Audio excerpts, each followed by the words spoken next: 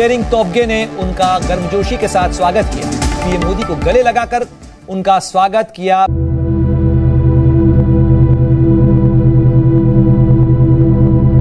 भूटान की जो लीडरशिप है वो प्राइम मिनिस्टर मोदी को बड़ा एक एक्स्ट्राऑर्डिनरी वेलकम दे रही है।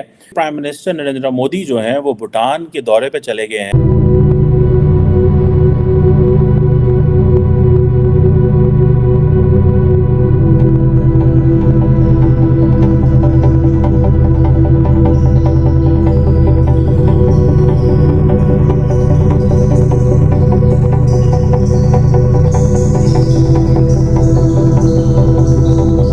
वो कहते हैं ना, ये आप समझे कि भूटान एक अकेला साउथ एशियन मुल्क है जिसने इंडिया के कहने पे so far resisted the China's belt and road initiative. आपने वो ये जिक्र किया था हिंदुस्तान को, जो भूटान है उसके जो फॉरेन अफेयर्स हैं और उसके जो डिफेंस अफेयर्स हैं वो हिंदुस्तान के ज़िम्मे हैं। ये इनके दरमियान जो मुआहिदा है इन दोनों के दरमियान, तो वो अब फॉरेन पॉलिसी जो है वो उसका कंट्रोल करता है इंडिया, उसका डिफेंस भी इंडिया कंट्रोल करता है। और वो कोई किसी के साथ दिफाई राब्ते या खारजी राब्ते जो हैं वो हिंदुस्तान की इजाज़त के बगैर नहीं कर सकते।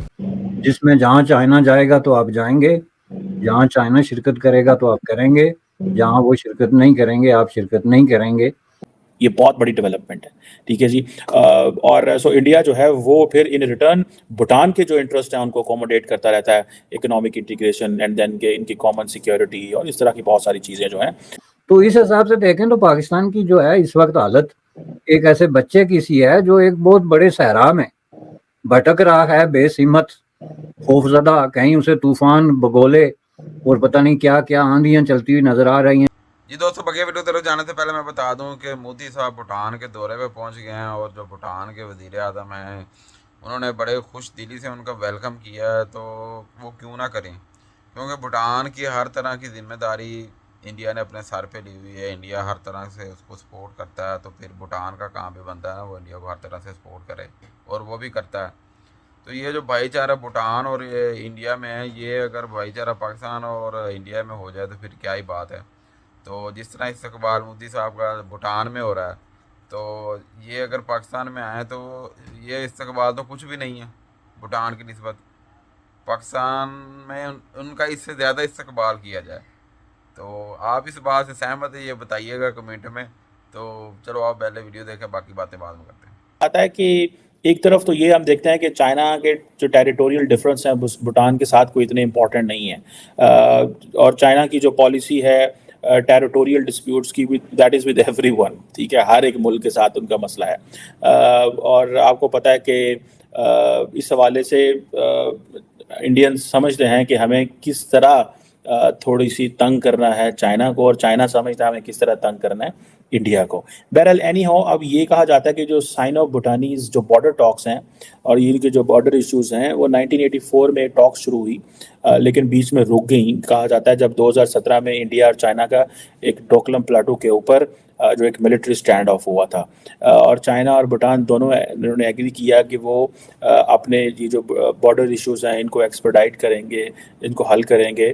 लेकिन रिमेंबर, ये याद रखिएगा कि भूटान जो है प्राइम मिनिस्टर मोदी की वन ऑफ द रीजंस, वो कहते तो हैं नेबरहुड फर्स्ट पॉलिसी है, लेकिन इंडिया इज़ डेफिनेटली लुकिंग के चाइना जो है वो जितने भी छोटे छोटे मुल्क हैं उधर अपने पंजे गाड़ रहा है। मालदीव्स, नेपाल में ये जो कम्युनिस्ट पार्टीज़ का दोबारा अलायंस बना है, द इंडियंस डू बिलीव कि ये एक this is a Chinese game plan. So इस चीज़ को आपने ये जेहन में रखना है। तो वो समझते हैं कि ये ना हो कि भूटान भी जो है वो अगेन उसी फोल्ड में चला जाए, ठीक है जनाब। और इंडिया की जो national security and foreign policy है, क्योंकि इंडिया अगर उसे बफर स्टेट समझता है तो वो कंप्रोमाइज़ हो सकती है। सो भूटान और इंडिया जो है वो दोनों territorial sovereignty and territorial integrity का प्रेशर बर्दाश्त करते हैं from Chinese side. This is purely Indian version and Bhutani version. और जो चाइना है वो एक पैकेज डील की बात करता है भूटान के साथ, जिसमें वो कहते हैं ना कि अपनी टेरिटरी छोड़ो, ठीक है जी। और पर्टिकुलरली जहाँ पे ये डोकलम प्लेटो का इशू है, और बहुत सारी ऐसी चीज़ें हैं जहाँ पे चाइना जो है वो कहता है कि वो अपना claim particularly north east border areas जो है भूटान के, वहाँ पे वो उसको कर सकता है। बहरहाल एनी हो, जिसे वो कहते हैं ना कि डोकलाम एक स्ट्रेटेजिकली सिग्निफिकेंट जगह है फॉर इंडिया, क्योंकि इसकी जो प्रॉक्सिमिटी इस तरह की है कि वो जो सिलीगुड़ी कॉरिडोर है जो कि नैरो स्ट्रिप है, जैसे जैसे मैंने पहले बताया था चिकन नेक के नाम से जाना जाता है, जो कि नॉर्थ ईस्टर्न इंडिया को स्टेट्स को कनेक्ट करता है with the rest of the country. So Chinese समझते हैं कि this could be a problem. So एक इंडिया की अंदर बहुत सारी इसके ऊपर बहस होती है कि इसको देखा जाता है एज एन हाइपोथेटिकल कॉन्फ्लिक्ट के तौर पे देखा जाता है। बहरहाल ये एक है, ऐसे इश्यूज हैं जिनको हमने ये कॉन्टीन्यूसली रहेंगे, एंड आई बिलीव, मेरी असेसमेंट ये है, and I think this is also the assessment of India's minister for external affairs, prime minister Modi को ये बताया गया है, पे अटेंशन टू भूटान। और ये जो जिसे वो कहते हैं ना कि देयर इज़ अ पॉसिबिलिटी कि चाइना जितने भी बफर स्टेट्स हैं उनको इस्तेमाल कर सकता है, और जिसे वो कहते हैं ना कि चाइना नेपाल मॉडल लेके आएगा भूटान में, जहाँ पे आपको पता है कि तमाम अपने if they use all levers of power कि कैसे कैसे चाइना की जो इंडिया की जो प्रेजेंस है उसको चेक किया जा सकता है। और इस हवाले से जैसे कहते हैं ना, दोनों मुल्क चाइना और भूटान भी कॉन्टीन्यूसली इंगेज्ड हैं, बट मेरे ख्याल से India does want that it should help Bhutan in so many ways. और भूटान की समझ यह है कि भूटान को यह है कि Bhutan will keep a balanced relationship with India and China, but I think the Bhutan does feel that they are more comfortable with India. और जो चाइनीज़ इकोनॉमिक प्रेजेंस है वो आपको पता है आहिस्ता आहिस्ता भूटान में भी बढ़ रही है, और कहा जाता है कि इनकी जो क्वार्टर ऑफ ट्रेड है that is with China.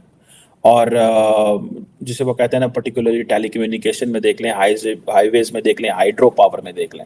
So if telecommunication, hydro power and highways if they are with the Chinese, तो अब आप इमेजिन करें, दैट इज़ द रीज़न कि प्राइम मिनिस्टर मोदी जो इस ट्रिप में जा रहे हैं वहाँ पे infrastructure development, connectivity, energy, hydro power cooperation की बात हो रही है, बिकॉज इंडिया को पता है कि this is the area where the Chinese have already entered.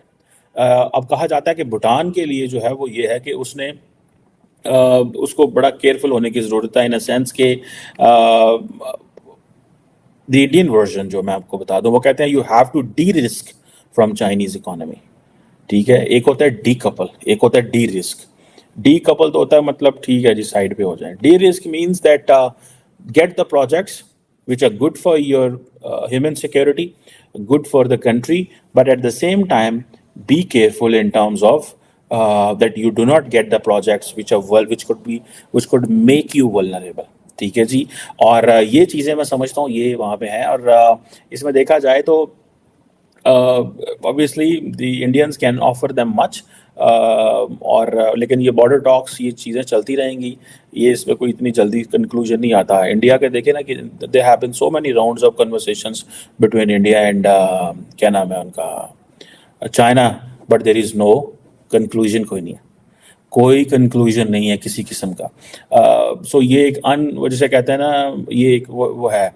और एक अगर मैं आपको थोड़ा सा हिस्ट्री में लेके जाऊं, और इंडिया जो भूटान का जो रिलेशनशिप है that is basically based on the treaty. जी दोस्तों, हमने वीडियो देखी, वीडियो में हमने देखा पाकिस्तानी मीडिया पे बैठ के लोग ये बातें करने पे मजबूर हैं कि किस तरह भूटान और इंडिया के रिलेशन है, और बड़े अच्छे रिलेशन है, दोनों एक दूसरे को बैक करते हैं, एक दूसरे की भावनाओं का एहतराम करते हैं, और इंडिया हर तरह से भूटान को सपोर्ट करता है और भूटान इंडिया को हर तरह से सपोर्ट करता है।